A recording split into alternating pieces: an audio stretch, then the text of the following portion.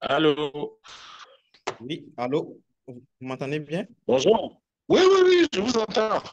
Ok, super, super. Donc, merci à Yam Timba qui nous a rejoints. Après des petites difficultés techniques, je pense que maintenant c'est OK. Tout est... Il y a une audience en ligne qui vous attendait. On est très ravis de vous avoir. Je pense qu'on va commencer, on ne va pas perdre beaucoup de temps. Je pense que le Ouais, sujet est suffisamment intéressant et important pour qu'on aille droit au sujet. Donc, je vais vous laisser vous présenter. Si vous ne le faites pas bien, je vais le faire pour vous. Ne soyez pas humble.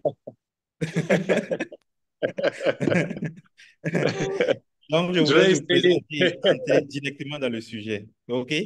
Donc, D'accord. attention, présentez-vous très bien. Alors, bonjour à tous. Allô, bonjour à tout le monde. Alors, ceux qui entendent, faites un signe pour qu'on soit sûr que vous entendez. Euh, Est-ce que vous entendez?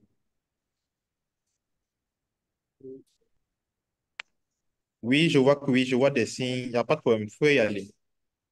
d'accord, c'est parfait.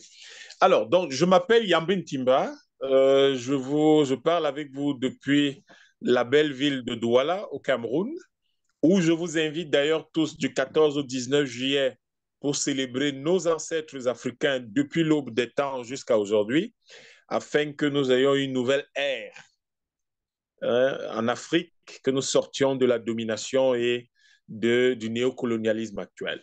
Aujourd'hui, l'objet de notre... je vous parle pas en tant que celui qui vous invite, je vous parle en tant que président de l'association Bitcoin Africa House. Nous avons l'intention d'organiser euh, les bitcoiners africains, de contribuer à les organiser pour que nous constituions une force qui va agir de façon puissante à la fois sur les questions monétaires, mais également sur les questions technologiques en Afrique, parce que il faut rappeler au grand public le moment venu que le Bitcoin, c'est même probablement d'abord et surtout un environnement technologique dont nous parlerons vers la fin de cet échange. Je, En tant que président d'Africa Bitcoin Africa House, j'ai eu la chance de rencontrer Amon à Dakar, où nous assistions alors en 2022, je crois, au Dakar Bitcoin Days, c'était les tout premiers. Et nous avons beaucoup échangé et nous sommes restés en contact comme avec beaucoup d'autres, mais particulièrement avec lui parce que nous avions une certaine envie de pousser la question, la connaissance, l'adoption du Bitcoin en Afrique. Et aujourd'hui, je crois que ça fait son petit bonhomme de chemin grâce aux différentes activités que nous menons. Je suis économiste et philosophe de formation et vous comprenez fort bien que la réflexion chez moi est moins une attitude de vendeur, mais plutôt sur le Bitcoin, en tout cas une attitude de vendeur ou de trader, etc., mais beaucoup plus une attitude de quelqu'un qui interroge l'intérêt que nous pourrions trouver, que nous pourrions trouver dans le Bitcoin et dans l'écosystème technologique qu'il représente pour le futur de nos États. Tout naturellement, je crois que c'est pour ça que la semaine, les organisateurs de la semaine de l'intelligence artificielle et des technologies émergentes m'ont posé la question simple, précise, concise, mais brutale de pourquoi Bitcoin au Sahel. Et je vais répondre de manière tout aussi simple. Pourquoi Bitcoin au Sahel? Mais c'est à cause de la situation monétaire du Sahel. Point barre. Ça, c'est le point de départ de notre réflexion. Et ce point de départ nous amène clairement à faire un peu le tour. Parce que lorsqu'on dit quelle est la situation monétaire de l'AES, eh bien, c'est parce qu'on veut comprendre, dans le cadre des transactions économiques, dans le cadre de la gestion économique, dans le cadre de la construction économique de cet environnement, est-ce qu'on dispose de l'outil principal? La monnaie, c'est l'outil principal. On ne peut pas, on ne fait pas d'économie sans monnaie. On ne construit pas un État sans monnaie. C'est l'un des outils de la souveraineté d'un État. Et donc, les États de l'AES aujourd'hui, les États du Sahel que nous allons circonscrire à l'AES, le Sahel que nous allons circonscrire à l'AES pour ne pas nous éparpiller dans ce qui, pour le moment, n'a pas forcément la consistance, la pertinence et l'intérêt de ces États qu'on appelle l'AES, eh bien, ont encore une dernière brique à poser sur sur le mur de leur souveraineté totale, définitive et absolue. C'est la monnaie, principalement. Donc, la situation monétaire est telle que le Sahel, les pays du Sahel n'ont pas de monnaie propre. Les pays du Sahel utilisent encore quelque chose qui, sur le plan technique, n'est pas une monnaie. Ça s'appelle le franc CFA. Particulièrement au Burkina Faso, c'est ça qui est utilisé au Mali et au Niger, le franc CFA. Sauf que le franc, le franc CFA qui est né en tant que franc des colonies françaises, même si on a changé de dénomination entre-temps, reste en réalité coopération financière africaine, tout ce qu'on voudra, reste en réalité le franc des colonies françaises. Et ça a été créé pour une raison très particulière. La raison pour laquelle ce franc a été créé, c'était pour fermer ce qu'on appelait à l'époque, disons globalement, les possessions françaises au reste du monde à la fin de la Deuxième Guerre mondiale. Parce qu'on a créé ce franc français le 25 décembre 1945 et c'est 3 Français qui l'ont créé, qui s'appelaient donc De Gaulle, Soustelle et Pleven. Ils ont créé ce franc. Ça faisait que, grâce au fait que c'était une monnaie binaire du franc français, grâce à cela, personne d'autre ne pouvait faire des affaires avec les possessions françaises sans passer par la France. Donc, la France devait donner l'autorisation, la France devait accepter que les transactions se fassent dans un secteur particulier, d'un certain volume, une certaine envergure, une certaine vitesse, etc. Sauf que, comme vous le savez bien, la France ne l'acceptera jamais. Et d'autre part, cela permettait à la France d'accéder à nos matières premières gratuitement, puisque nos réserves de change, c'est-à-dire le produit de nos exportations, étaient totalement centralisées, non pas à la Banque de France, mais au Trésor de France, et ça finançait donc le budget de l'État français, comme ça continue à le faire aujourd'hui. En 1945, c'était 100%, en 1973, 65%, et depuis 2010, 50%. Mais pour ce qui est de l'Afrique de l'Ouest, c'est-à-dire de l'UEMOA, depuis 2019, évidemment, les réserves de change ne sont plus centralisées en France, mais sont reversées à la BCEAO. Sauf que ça ne change pas le problème de fond. Parce que le problème de fond, dans le cadre monétaire et sur le plan technique, ce n'est pas les réserves de change. C'est plutôt la parité et la convertibilité, la garantie de convertibilité. Celui qui contrôle votre parité, donc qui permet que votre monnaie soit liée à une autre, et celui qui contrôle la convertibilité, c'est-à-dire permettre que votre monnaie soit convertible à l'extérieur, c'est lui qui contrôle en fait toute votre économie. Parce que grâce à ces 2 leviers, c'est lui qui accepte pour que vous puissiez changer vos francs CFA dans une autre monnaie, ne vous y trompez pas. Même quand vous allez dans les villes et que vous changez, vous obtenez des dollars, en réalité, il y a une transaction occulte que vous ne voyez pas parce que vous ne la faites pas.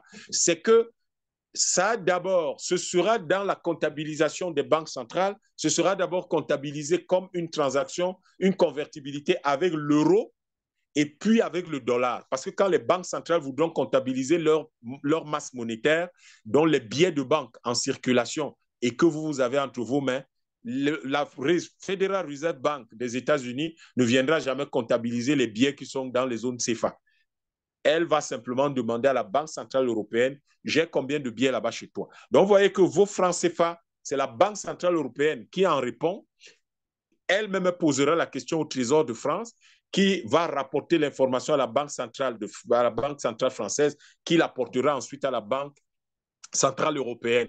Donc, il y a une transaction qui s'est passée entre l'euro et le dollar, mais vous ne l'avez pas vue.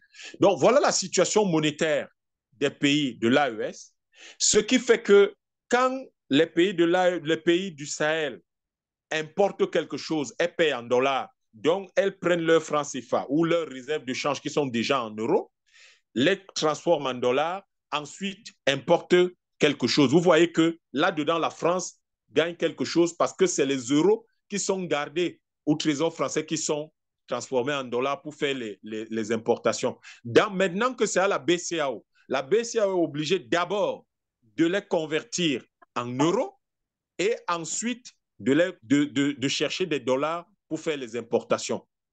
C'est quelque chose de terrible.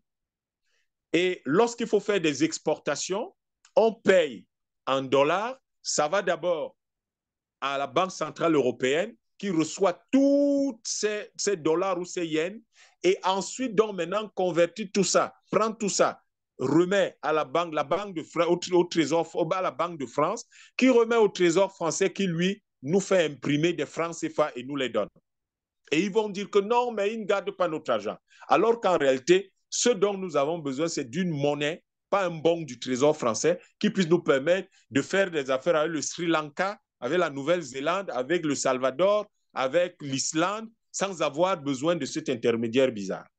Donc, on se retrouve dans cette situation où, en réalité, les pays du Sahel n'ont pas de monnaie, subissent donc le néocolonialisme français fondé sur le franc CFA.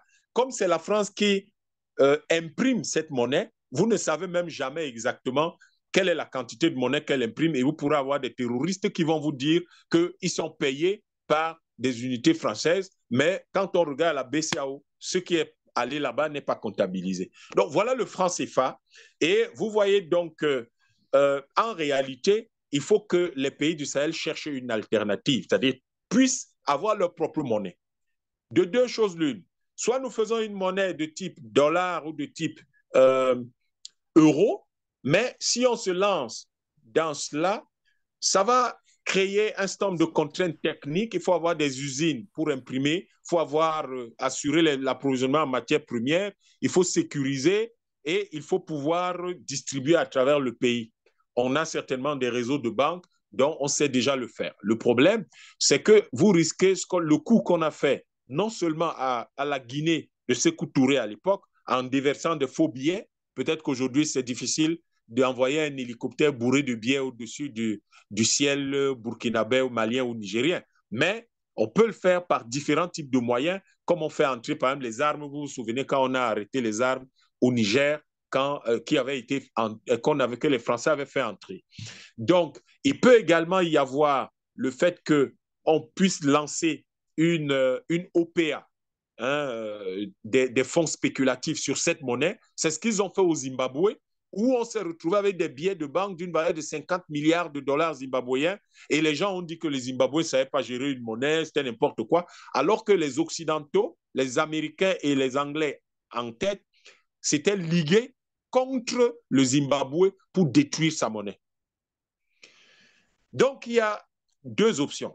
On peut revenir à l'étalon or. C'est ce que le Zimbabwe vient de faire avec le Z-Gold. Ça demande effectivement en amont, les usines, etc., les approvisionnements. Mais on peut aussi adopter quelque chose qui est de l'or numérique, qui n'est plus tout à fait de l'or physique, c'est le Bitcoin. Mais essayons de comprendre en quoi le Bitcoin peut être une alternative crédible. Il ne suffit pas de le dire, il ne suffit pas de dire oui, mais c'est une alternative intéressante, mais il faut dire pourquoi, il faut expliquer pourquoi. Tout le monde, vous m'écoutez? On est ensemble? On entend, c'est bon. Oui, on OK, entend, on d'accord. entend. D'accord, merci.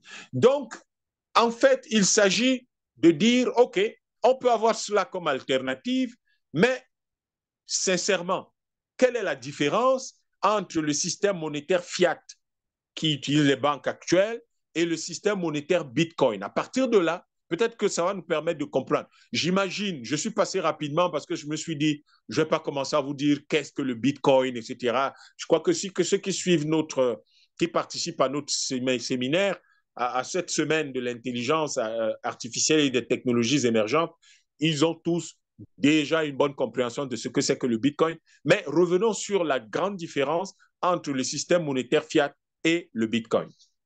Commençons par présenter le système monétaire fiat. C'est un système où toutes les transactions passent par un tiers de confiance qui s'appelle la banque.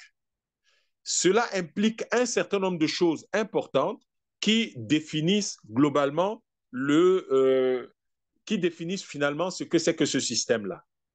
Donc, ce système va impliquer, dans le cadre, par exemple, de la vie monétaire, va impliquer des frais élevés. Dans le cadre, par exemple, des transferts d'argent, ça va impliquer quelque chose qui peut tourner entre 7% et 22% dans le cadre des transactions financières internationales. 22 et 7 et 22%. Dans le cas, par exemple, des prêts aux consommateurs, aux clients, on est dans les mêmes eaux la plupart du temps dans nos pays d'Afrique du franc CFA où on s'est assuré que on nous mette sur les mêmes critères de convergence que l'Europe, l'inflation à 3%, des choses comme ça. Et pour lutter contre l'inflation, les banques centrales sont obligées de faire ce qu'on appelle du quantitative tightening, c'est-à-dire de réduire la masse monétaire au maximum pour que, et les taux d'intérêt sont donc élevés, ce qui est totalement une bizarrerie parce que pour que la Chine se développe, elle imprime jusqu'à 240% de son PIB certaines années. Mais chez nous, on a un PIB dans le cas de l'UEMOA qui est bloqué à 25% pour lutter contre l'inflation. Et dans le cas de la CEMAC, c'est 15% de la masse monétaire. 15% du PIB simplement, c'est ça que représente la masse monétaire. En Afrique, en UEMOA, c'est 25% du PIB, la masse monétaire en circulation. On ne peut pas développer des pays avec ça. Donc, vous avez des frais élevés en tout. Les services bancaires coûtent cher de manière générale. Et vous avez, par exemple, le temps des transactions. Toutes les transactions que vous faites, quelles qu'elles soient, ça peut être par chèque, par virement, quel que soit ce que vous voulez, ou transfert d'argent, c'est long. Ça prend parfois des jours. Si vous faites un virement de manière systématique, c'est au moins 48 heures dans la zone franc CFA. Au moins. La plupart du temps, à partir de 72 heures, vous êtes presque sûr de les avoir, mais certains, ça peut prendre plus d'une semaine. Quand c'est des transactions internationales, c'est encore pire, vous n'y arrivez pas. Mais voilà, le système bancaire de manière générale, le temps de transaction est long. Et attention, la banque a la possibilité d'annuler votre transaction en fonction de ses intérêts propres ou en fonction de ses propres compromissions avec certains gouvernements. La banque peut annuler votre transaction. Donc, vous pouvez être assis, vous croyez que c'est fait, ce n'est pas fait. Ce tiers de confiance a une autorité extraordinaire du fait de son agrément par l'État. Mais je ne vais pas rentrer dans l'explication de l'impérialisme et du néocolonialisme, mais l'impérialisme qui est la collusion entre la propriété privée des moyens de production et le secteur financier, eh bien, et qui va donc, grâce à la démocratie électorale, prendre le contrôle du pouvoir, en réalité déterminer les orientations stratégiques sur le plan politique, a décidé que, en fonction des intérêts de ces gens-là, un certain nombre de transactions peuvent être faites ou pas. En fait, c'est eux qui contrôlent la banque. Vous verrez l'implication plus tard quand on parlera du Bitcoin. Et ça conduit donc tout naturellement à la centralisation non seulement de la fortune, mais à la centralisation des informations financières. Ça, c'est extrêmement important. Cette centralisation des informations financières se manifeste pour le client lambda. Par exemple, sur le fait que même un simple historique des transactions de votre propre compte, eh bien, vous devez payer cela à la banque. Elle ne vous le donne pas gratuitement. Vous n'accédez pas. Vous n'avez même pas un historique de vos propres transactions. C'est la banque seule qui connaît et qui peut vous en faire part.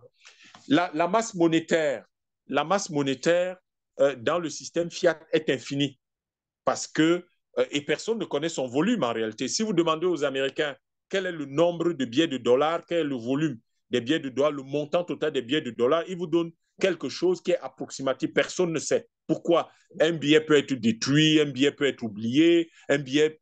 Bref, il y a plein de choses qui font que personne ne sait réellement quel est le volume de la masse monétaire de n'importe quelle monnaie en circulation aujourd'hui. Et ça fait quoi? Ça a pour conséquence que l'impression des billets est illimitée, des billets et pièces. Donc, on les imprime continuellement en fonction de ce qu'on appelle le quantitative tightening, c'est-à-dire lorsqu'on veut hausser les intérêts, on réduit un peu, on contracte légèrement la masse monétaire et ça arrive pendant les périodes de récession, des choses comme ça, ou des périodes de ce genre-là ou d'inflation. Et puis, on a le quantitative easing. Lorsqu'on veut baisser les taux d'intérêt, en fait, on relâche un peu l'impression monétaire et on imprime en grande partie. Donc, son impression est illimitée. Personne ne connaît le volume exact de la masse monétaire de n'importe quelle monnaie dans le monde. Et ça fait donc que le système fiat est un système inflationniste parce que la masse monétaire est illimitée, et bien naturellement, tendanciellement, dans le temps, la monnaie va perdre de la valeur. Et donc, c'est un système totalement inflationniste. Et cela se manifeste pour le grand public dans ce qu'il appelle « Ah, les prix ont augmenté ». Non, l'augmentation des prix, c'est comme la fièvre. C'est comme la fièvre lorsque vous avez le paludisme. Le problème que vous avez, ce n'est pas la fièvre. La fièvre, c'est juste une conséquence. Le problème que vous avez, c'est le paludisme. Et l'un des symptômes, l'une des choses qui montrent que vous avez le paludisme, c'est justement la forte température, donc la fièvre. Et donc, du coup, la hausse des prix manifeste quelque chose de plus profond qui s'appelle la baisse de valeur de la monnaie. D'autre part, c'est que les transactions deviennent difficiles à tracer. Si personne ne connaît le volume de la masse monétaire en circulation, personne ne peut contrôler, ne peut savoir exactement toutes les transactions qui sont faites. Personne ne sait. Et ça provoque quelque chose d'extrêmement grave. Les paradis fiscaux, le blanchiment d'argent qui est important, au point qu'on estime aujourd'hui qu'entre 5 et 13% des transactions du système fiat sont frauduleuses. Si vous prenez ce qu'on annonce être le PIB mondial, 120 000 milliards de dollars, 5%, c'est quand même énorme, c'est autour de 6 000 milliards de dollars. 6 000 milliards de dollars, c'est le PIB en PPA de l'Afrique. Et c'est ça, le PIB en PPA de l'Afrique, c'est pratiquement le PIB de l'Allemagne, qui est donc fait de transactions frauduleuses. Si vous prenez l'optimum, qui est de 13% sur 12 000 milliards de dollars, mais c'est terrible, c'est encore pire. Vous avez quoi, 4 000, 3 600 plus 12, vous avez près de 15 000 milliards, 16 000 milliards à peu près, l'équivalent du PIB de toute l'Union européenne, de 27 pays, à peu près, parce qu'ils ont 18 000 milliards de PIB. Donc, si on a 16 000 milliards de PIB de transactions frauduleuses, vous comprenez que c'est terrible, c'est énorme. Donc, voilà la situation, si vous voulez, de ce qu'on appelle le système monétaire fiat en gros. Mais il ne faut pas croire que ce système n'a que des effets négatifs. Il a quand même permis de construire le monde dans lequel nous sommes aujourd'hui. Mais on peut faire mieux. Ce n'est pas parce que quelque chose est bien qu'on ne peut pas, quand on connaît surtout les défauts qu'il présente, qu'on ne peut pas l'améliorer. Donc, on peut l'améliorer, mais quels sont donc? Si on dit, on choisit le Bitcoin, le système monétaire Bitcoin serait lequel? Il serait celui-ci. D'abord, les frais de toutes les transactions seraient très faibles parce que vous pourriez transacter, vous pourriez échanger 1 milliard de dollars, l'équivalent d'1 milliard de dollars ou l'équivalent de 100 milliards de dollars, que les frais de transaction seraient très faibles, 1, 2 dollars, en tout cas, seraient très faibles, vraiment très faibles, accessibles à tout le monde. Vous aurez des temps de transaction qui sont instantanés. Dès que la transaction est validée par le système de validation du Bitcoin, c'est instantané. Non seulement le bénéficiaire reçoit, mais en plus toute la communauté est au courant qu'il y a eu une telle transaction. Ça crée donc de la transparence, ce qui est très différent dans le système fiat, caractérisé essentiellement par le secret bancaire et par l'opacité des transactions au niveau de la banque. Vous avez la disparition du tiers de confiance puisque vous n'aurez plus la banque. Ça implique donc, ça signifie donc qu'on a un système totalement décentralisé, c'est pour ça qu'on parle de DeFi, Decentralized Finance, un système totalement décentralisé et un système avec une désintermédiation. Donc, vous n'avez pas d'intermédiaire qui était dans le tiers de confiance qu'on appelait la banque. Et le Bitcoin a un gros avantage parce que c'est ça qui permet l'instantanéité, c'est que c'est une monnaie de pair à pair, peer-to-peer electronic cash, comme le disait Satoshi Nakamoto, dans les white papers que j'espère que tout le monde a lu, parce que ça circule sur Internet, c'est libre de droit. Vous pouvez traduire, si vous prenez la version originale en anglais, traduisez en français ou dans la langue de votre choix. C'est très important parce que l'autre chose également, on vous a dit tout à l'heure, la masse monétaire du système fiat est illimité. Non, ici, la rareté du Bitcoin est comparée à celle de l'or. C'est tellement rare le Bitcoin au point que parce qu'on a un nombre d'unités limité, 21 millions, dont la dernière sera usinée en 2140. Et donc, vous voyez que à cause de la rareté, comparativement à l'or, ça va rester stable dans le temps. Donc, ça rend, si vous voulez, ça permet de s'assurer que le système est totalement déflationniste parce que comme c'est exactement, comme le nombre d'unités est connu et comme vous maîtrisez totalement la masse monétaire en circulation, la seule chose, c'est que ça prend tendanciellement de la valeur comme de l'or. Parce qu'on connaît à peu près, on estime aujourd'hui qu'il y a à peu près 21 millions de tonnes d'or possible. Donc, on sait quelle est la masse monétaire. On sait qu'il y a 34 000 tonnes d'or de réserve dans le monde. Quand vous maîtrisez ça, vous savez très bien qu'à ce moment-là, et que vous avez un stock à flux, hein, vous connaissez la masse qui existe, le stock qui existe, vous avez un stock à flux qui est très faible parce que le stock à flux, c'est quoi? Le stock à flux, c'est, si vous voulez, la différence entre le stock qui existe et le nouveau stock qui est généralement, qui est le nouveau stock mis sur le marché à côté du stock qui existe. Dans le cas de l'or, c'est entre 1,5 et 2% depuis des siècles, depuis d'ailleurs pratiquement toujours. C'est pour ça qu'on n'a que 34 000 tonnes d'or. Donc l'année qui est en cours là, si on fait beaucoup, on va faire 640, 680 tonnes d'or, maximum 680. Ça ne peut donc pas influencer le cours de l'or, la valeur de l'or. Et c'est exactement la même chose avec le Bitcoin dont la rémunération diminue toutes les 210 000 blocs. Et cette rémunération qui diminue tous les 210 000 blocs fait que le système qu'on appelle le halving, à chaque fois, half, ça vient de half, hein, la moitié. Donc à chaque fois, ça chute de moitié. Ça permet que la valeur du Bitcoin reste stable, en fait. Et c'est cette stabilité qui permet donc qu'on a tendanciellement un système monétaire déflationniste, c'est-à-dire que la monnaie ne perd pas de sa valeur. Du coup, les prix ne risquent pas de connaître une hausse incontrôlée. Et on a une totale traçabilité des valeurs. L'une des choses les plus intéressantes lorsque le Bitcoin est utilisé comme monnaie, c'est que les transactions sont traçables et connues de tous. Il y a une transparence totale. Vous voyez l'intérêt de tout ce que nous avons. Aujourd'hui, on estime que c'est 10 puissance moins de 3 transactions dans le cadre du Bitcoin qui sont des transactions à la limite opaques. Et ce sont de vieilles transactions parce que depuis longtemps, ça n'existe plus. Et le système est sécurisé. Vous ne pouvez pas aller braquer le Bitcoin comme vous pouvez braquer un transport de monnaie fiat. Les hackers ont essayé, mais quand vous avez 100 millions d'ordinateurs qui sont les nœuds à partir desquels tout se fait, les transactions sont contrôlées dans le monde, c'est difficile. Personne n'arrive aujourd'hui à contrôler le système du Bitcoin. Voilà les grosses différences entre le système monétaire Bitcoin et le système monétaire fiat. Et la question donc devient, est-ce que compte tenu de ces éléments, un gouvernement dans le cadre parmi les pays du Sahel pourrait adopter le Bitcoin de façon tout à fait sécurisée, d'une manière qui lui permette d'aller de l'avant? Je vais prendre un exemple, présenter au moins un exemple d'adoption et les avantages que cela a présenté pour ensuite répondre à cette question. L'exemple que je prends, c'est celui du Salvador. Le Salvador, avant 2021, c'est 2020, 2021, c'est un pays gangréné par la drogue, les gangs. J'ai eu la chance de visiter San Salvador. Vous avez l'impression que la ville ressemble à des ghettos qui sont fermés. Chaque quartier a une entrée avec un gros portail. Personne n'entre parce que tout le monde avait peur des gangs.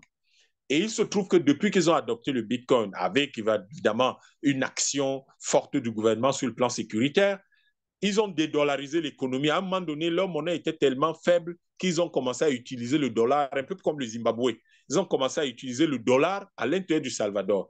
Ils ont à peu près 20-25% de la population qui vit aux États-Unis et qui faisait donc des transferts au Salvador. Malheureusement, cette transaction coûtait extrêmement cher, entre 7 et 21%.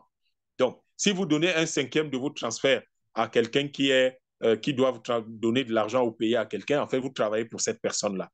Et aujourd'hui, le fait que tout cela n'existe plus grâce au Bitcoin a permis une croissance de la trésorerie des bénéficiaires de ces transferts d'argent qui ont donc investi massivement toute cette trésorerie dans leur pays. Et la croissance du pays s'en ressent. Aujourd'hui, le pays a une croissance de PIB, a connu une croissance atteint 10% de croissance depuis pratiquement 2021-2022.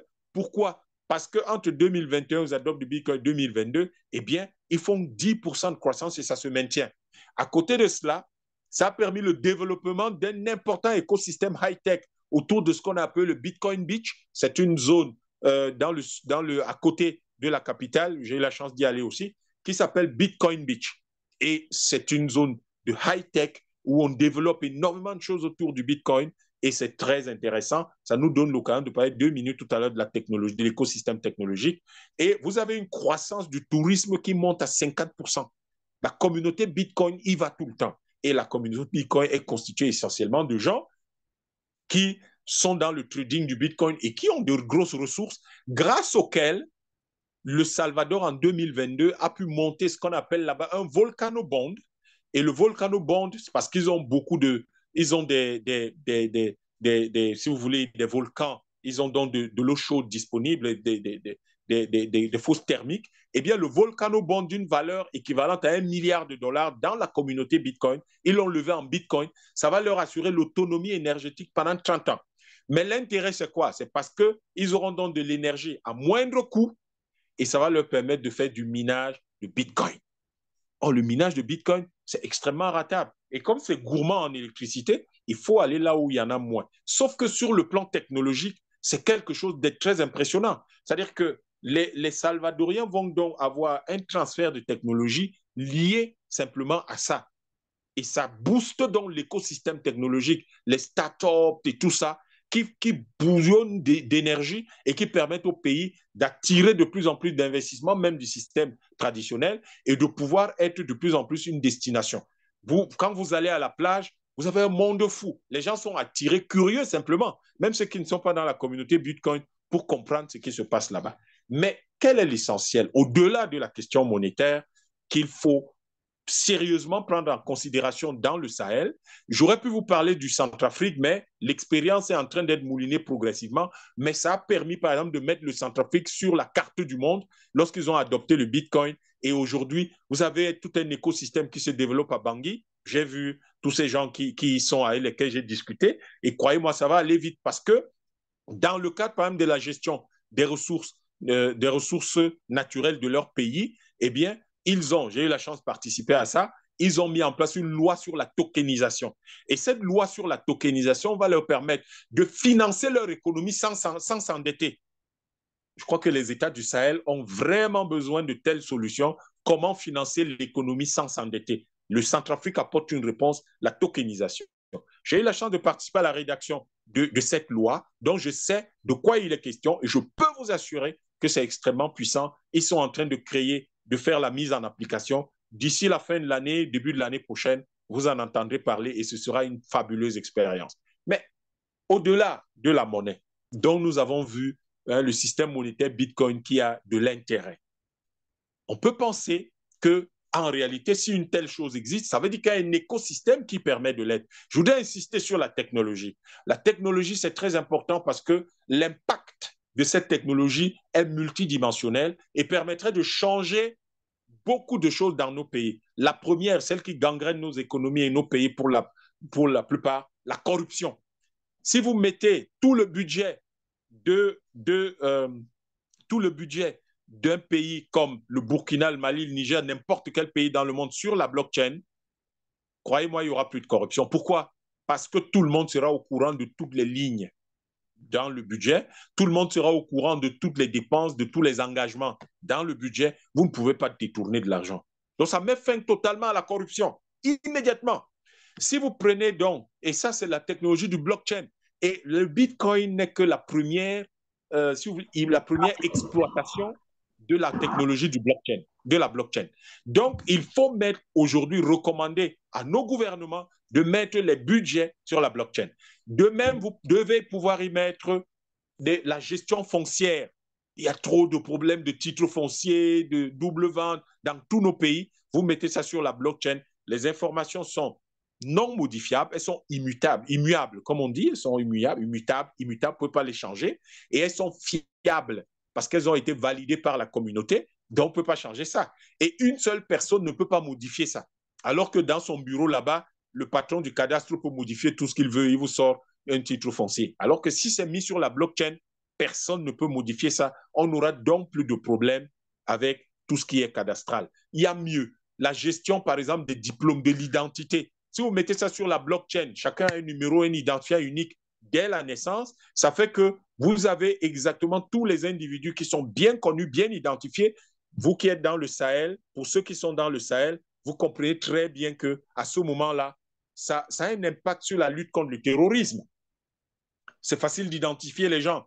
Qui n'est plus là? Qui n'est plus actif? Qui ne fait plus quoi? On identifie facilement les gens et ça permet d'arriver justement à lutter contre le terrorisme, mais à créer également ce sentiment de communauté qui fait que chacun a le droit à la parole. En réalité, la blockchain libérera la parole beaucoup plus qu'on ne le croit, mais ce sera une parole constructive et en cela, ce sera quelque chose de très bien. Je vais insister sur le fait que si les gens utilisent le Bitcoin comme technologie pour développer le pays, vous avez des éléments comme le minage de Bitcoin qui, on va dire, ça consomme beaucoup d'électricité. Ça, c'est vrai, mais ça incite donc à en produire davantage. Il faut produire beaucoup d'électricité. Il faut donc pouvoir surtout maîtriser les technologies informatiques qui permettent et de télécommunications qui permettent de miner les bitcoins. Et en les minant, vous utilisez la maîtrise de ces technologies dans la gestion publique, dans les entreprises, dans la gestion de la médecine. Imaginez que tous les dossiers médicaux soient, par exemple, sur la blockchain, soit gérés par intelligence artificielle, etc. Vous avez tout le système éducatif qui pourrait être géré sur la blockchain, les diplômes et qui permettrait qu'il n'y ait plus de faux diplômes parce que tout est sur la blockchain. Vous avez une foule de choses comme ça. La fonction publique de n'importe quel pays peut être mise sur la blockchain et les avancements pourront donc se faire de façon automatique et il n'y aura pas de revendication. On n'a pas payé le salaire de tel, on n'a pas intégré tel, on a oublié les avancements de tel, ça n'arrivera pas. Mettez ça sur intelligence artificielle, mettez ça sur blockchain, vous avez une gestion de la fonction publique qui est saine, qui est propre. Et là, il n'y aura plus de... On ne pourra plus aller faire les concours n'importe comment. Tout ça peut être géré. Il n'y aura plus de favoritisme. Les choses se feront au mérite. Donc, vous avez nos pays qui peuvent profiter de tout cet écosystème technologique Bitcoin. Les élections, puisque tout le monde en parle en Afrique et qu'on dit qu'il y a toute la fraude. Même aux États-Unis, il y a la fraude aux élections. On a vu ça au cours des 20 dernières années. Je n'apprends rien à personne. Si vous mettez les élections sur la blockchain, il n'y a plus de fraude électorale et c'est le vrai, la personne même qui doit être choisie qui sera choisie. Pourquoi? Parce que chacun choisit lui-même. Il n'y a pas de tiers de confiance, un organe de contrôle des élections, etc. Il n'y a pas de tiers de confiance. C'est de pair à pair. Ça veut dire que c'est un choix par consensus qui se fait directement. Et ça rappelle la manière dont on choisissait les dirigeants dans nos traditions africaines. Ce n'était pas les élections, c'était un consensus qui faisait que tel était adoubé par tout le peuple. Donc, en mettant ça sur la blockchain, en fait, les gens vont adouber quelqu'un, pas parce que il leur a donné, il les a corrompus, mais parce que sur la blockchain, ils sont vraiment libres, ils savent que personne, et on voit qui vote pour qui. Donc, ça vous contraint à une certaine, à voter en votre âme et conscience. Globalement, voilà ce que je peux dire. Pourquoi Bitcoin au Sahel? Mais je crois que aujourd'hui, si les gens objectent que mais le Bitcoin, on a déjà 19 millions, 19,9 millions, 19,8 millions de Bitcoin, nous, on va rentrer là-dedans et on n'a plus grand chose à miner. Non. On peut utiliser les technologies à travers une couche comme le Lightning pour pour disposer d'une monnaie locale et pour pouvoir faire des transactions à l'intérieur à moindre coût. Donc, vous utilisez cette couche de réseau et vous le faites. Donc, il y a une telle richesse dans le Bitcoin que c'est à nous de décider de ce que nous voulons en faire en fonction des objectifs que nous nous donnons et pour lesquels on s'est assigné un certain nombre un certain temps qu'il soit réalisé. Donc, je vous remercie. C'est ce que je voulais partager avec vous. J'espère que je ne vous ai pas trop tenu en haleine, mais si c'est le cas, alors je suis content. Ok, merci.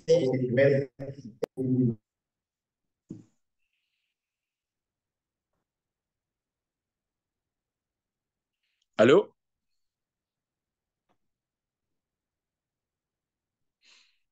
Allô? Alors, il y a quelqu'un qui demande si on peut parler de la réglementation sur les crypto-monnaies consumables, etc. Pour le moment, en Afrique centrale, il n'y a pas une réglementation particulière officielle. Il y a un régime parfois de tolérance, mais on voit très bien que certaines entreprises comme Yellowcard ou Ejara qui essayent de s'installer ont du mal, malheureusement, fonctionner et on les pousse à l'extérieur. Yellowcard est parti, je ne sais pas si Ejara restera. Donc, on appelle justement à ce qu'il y ait cette sorte de nouveautés en termes de réglementation. On espère qu'on va pouvoir avancer.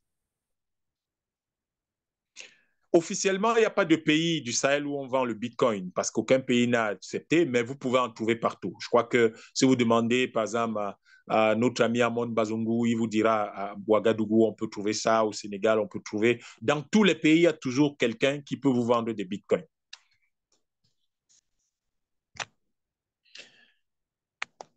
Donc, je ne sais pas s'il y a une autre question, une autre préoccupation. Oui, il y a Apollinaire qui veut poser une question. Apollinaire, Oui, allez-y. oui, oui. Bon, bonjour à tout le monde. Bonjour. Je me fais. Ok, je voulais un peu. D'abord, je félicite les organisateurs de ce meet. C'est vraiment une avancée majeure pour notre indépendance. Le fait de parler des choses qui vont vraiment décanter la situation. Alors, je voulais un peu contribuer par rapport à la réglementation des crypto-monnaies ou à la circulation des crypto-monnaies, particulièrement en Afrique centrale. Je veux parler du cas du gendarme financier de la zone CEMAC, qui est la COSUMAF. Dans son règlement qui est sorti le 23 juin 2023, je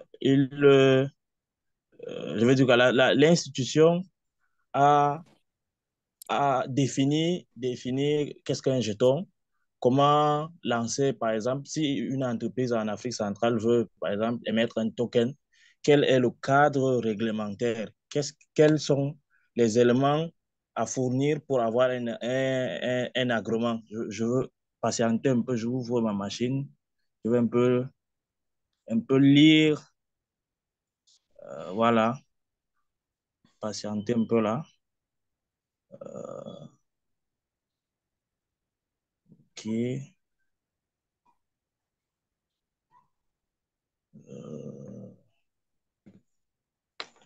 Ok.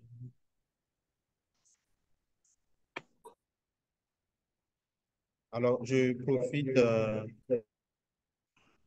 Oui, le temps pour moi de retrouver le document, vous pouvez reprendre la parole. Dès que c'est bon, je veux reprendre la parole, si vous le permettez.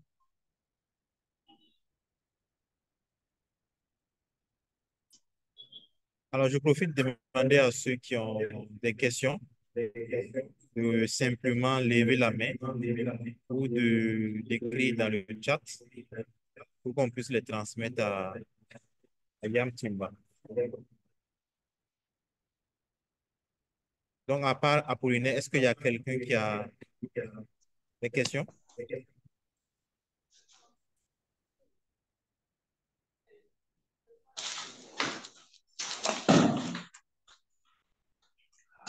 Ben, je vous écoute.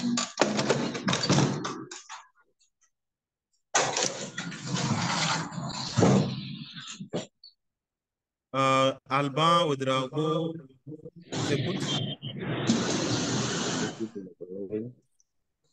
Merci aux conférenciers pour la qualité de la présentation. Bon, je n'ai pas tout suivi, je me suis connecté vers la fin. Je voulais savoir s'il peut revenir un peu sur les applications de la blockchain en dehors de la finance et quelles sont les opportunités qu'elle offre. Et aussi le lien qu'il peut y avoir entre blockchain et IA. Je n'ai pas bien entendu. La première question, c'est quelles sont les opportunités de la blockchain en Afrique? Et la deuxième, c'est le lien entre blockchain et IA. Bon, alors, deux choses. Les opportunités, je vous en ai donné quelques-unes tout à l'heure. On peut utiliser la, on peut utiliser effectivement la blockchain pour une foule de choses, surtout en matière de gestion. Je vous ai parlé de la gestion des élections, la gestion de l'identité dans nos pays, les actes de naissance, les cartes nationales d'identité, les passeports. Je vous ai parlé de la gestion des diplômes. Je vous ai parlé de la gestion du foncier, la gestion des hôpitaux, des données médicales, etc. L'intelligence artificielle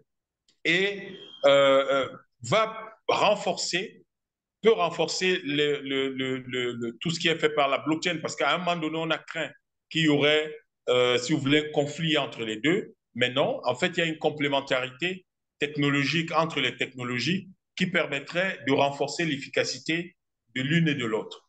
Donc, pour ce qui est de nos pays, on peut utiliser la blockchain pour construire même une monnaie qui serait une crypto-monnaie nationale.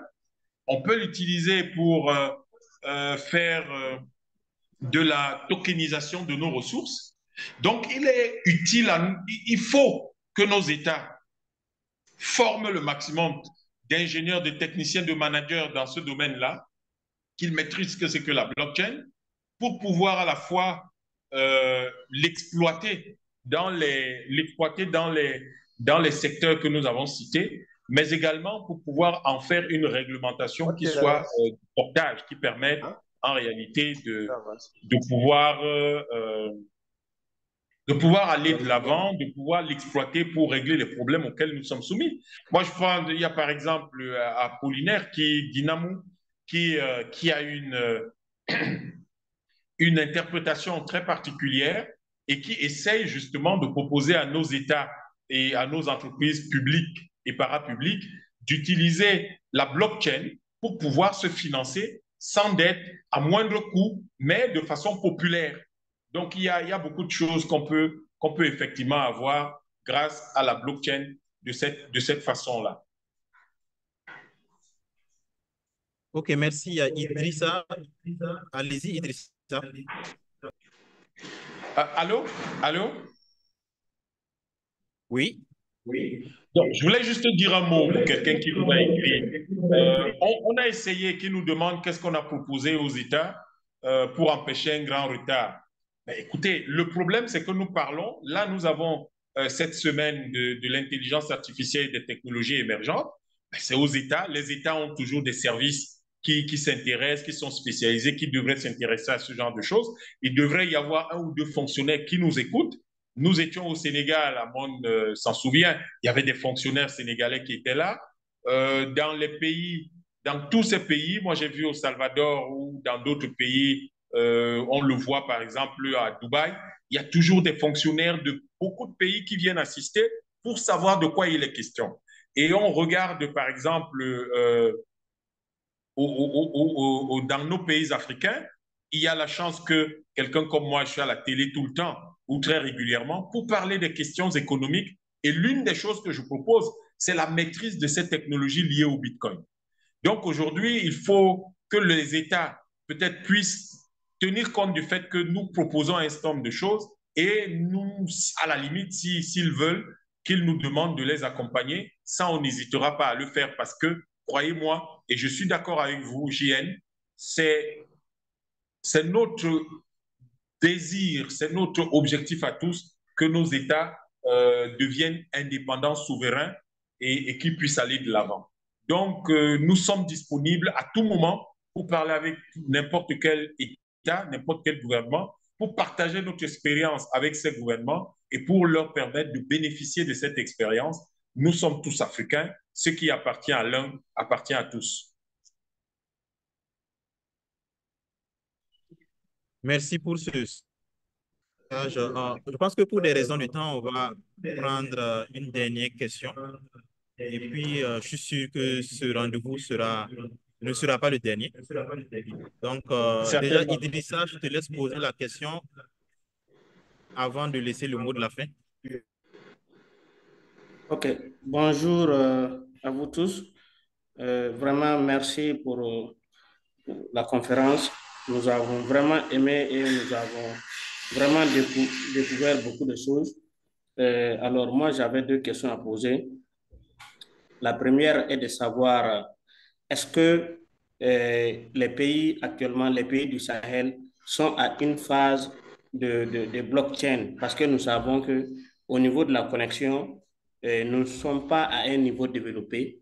pour parler de blockchain. Aujourd'hui, nous peinons même à avoir la connexion pour travailler. N'en parlons pas à mettre la vie de tout un État sur l'Internet. Parce que qui parle de blockchain parle de la connexion. Parce que sans la connexion, sans l'électricité, nous ne pouvons rien, absolument rien parler du numérique. Donc, ça, c'est la première question. Est-ce que les pays sahéliens sont à cette phase de parler du numérique, vu que nous avons un problème énergétique? La deuxième question est de savoir, vous avez eu à parler au début de la question de franc CFA, comment les pays nous exploitent en quelque sorte. Maintenant, je voulais poser une question. Est-ce qu'à l'ère actuelle, à l'ère actuelle en Afrique ici, il y a un pays souverain, indépendant, qui imprime sa monnaie chez lui par une entreprise qui relève du pays, qui n'est pas une entreprise étrangère implantée dans le pays? Est-ce que nous avons un pays qui fait ça pour le moment? Donc, voilà la deuxième question. Par la dernière. C'est les deux questions. Je vais commencer par la dernière. OK.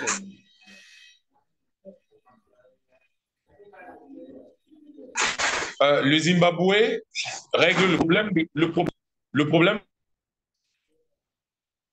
problème de fond n'est pas toujours que vous imprimiez ou non votre propre monnaie. Il peut être que vous avez un partenaire qui est un allié stratégique qui a la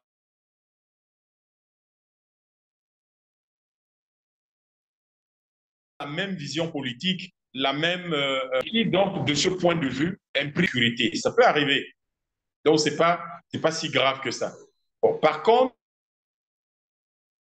votre première question, elle est extrêmement intéressante parce que c'est une objection qui revient souvent. On fait avec ce qu'on a.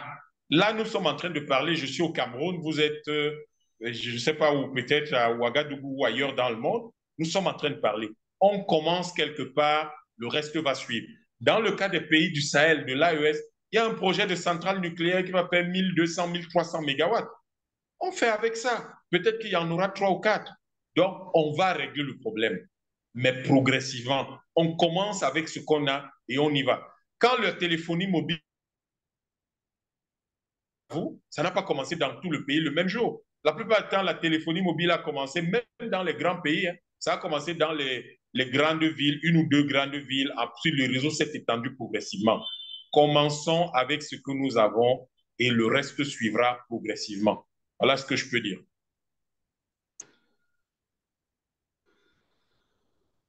Voilà, merci. Voilà qui est bien dit. Commençons avec ce que nous avons. J'allais proposer pour la dernière question. Je sais qu'elle est bien levée et que c'est intéressant, mais on devra arrêter. Alors, je vais demander à Yam Tima de nous faire le mot de la fin. Et j'espère que dans son mot de la fin, il va nous promettre une autre conférence un de ces jours. Donc, Yam Tima, la fin. Ben écoutez, je dois d'abord féliciter l'organisation de cette semaine de l'intelligence artificielle et des technologies émergentes. Nous avons besoin en Afrique de discuter très souvent de ce genre de choses. Et je pense que la prochaine, je n'hésiterai pas, à tout moment où je serai sollicité pour une cause qui concerne l'Afrique, que ce soit sur les questions technologiques, particulièrement celles de l'écosystème Bitcoin, intelligence artificielle, je répondrai toujours présent, sauf cas de force majeure. Que ce soit sur les questions économiques, je répondrai toujours présent, sauf cas de force majeure. Les questions de stratégie politique, de géopolitique, je suis là. Nous devons être disponibles pour notre continent. Personne ne viendra le développer à notre place. Personne ne viendra le faire avancer à notre place. Tout le monde veut que ce soit le dernier, mais nous voulons que ce soit le premier. Donc, nous allons travailler ensemble en toute synergie. Et je pense que les technologies, nous devons pousser, motiver nos États à consommer de plus en plus de technologies, cela va nous permettre de faire le leapfrog, donc de pouvoir faire le saut de grenouille, avancer plus rapidement pour pouvoir avoir donc construire l'économie quantique que nous promettent l'écosystème Bitcoin et l'écosystème de l'intelligence artificielle. Je vous remercie d'avoir pris le temps de m'écouter et merci pour vos questions et pour vos suggestions. Nous allons faire encore davantage pour que le continent avance et que demain, nos enfants soient fiers de nous. Merci. Ok, merci encore Yam Timba qui va rester disponible. Et voilà, je n'ai pas de mots pour te remercier davantage. J'espère qu'il y a d'autres questions, que ce soit dans le groupe ou bien dans le chat. On va les transférer à Yam Timba plus tard. Je pense que sans plus tarder, on va aller à la conférence suivante. Voilà, merci, au revoir. Je pense qu'il y a